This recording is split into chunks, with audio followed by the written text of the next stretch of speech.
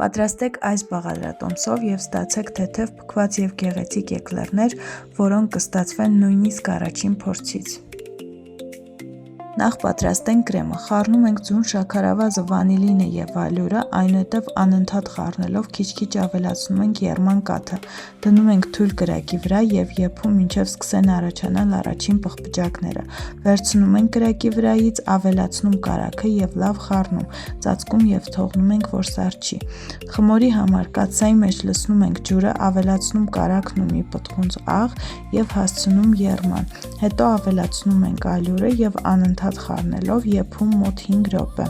վերցնում ենք կրակի վրայից, թողնում մի փոքր հովանա, ապա ձվերը հերթով ավելացնում ենք, յուրաքանչյուրից հետո լավ հարելով։ Խմորը գդալի օգնությամբ ձևավորում ենք և տեղափոխում ենք ջեռոց 170 աստիճանի տակ 30-ից 40 րոպե թխվելու։ Թխվելուց հետո էկլերները անմիջապես չենք հանում, մի փոքր բացում ենք ջեռոցի դուռը և թողնում, որ աստիճանաբար սառչեն։ Այս փոքրիկ հնարքի շնորհիվ էկլերները չեն նստում և պահպանում են իրենց գեղեցիկ տեսքը։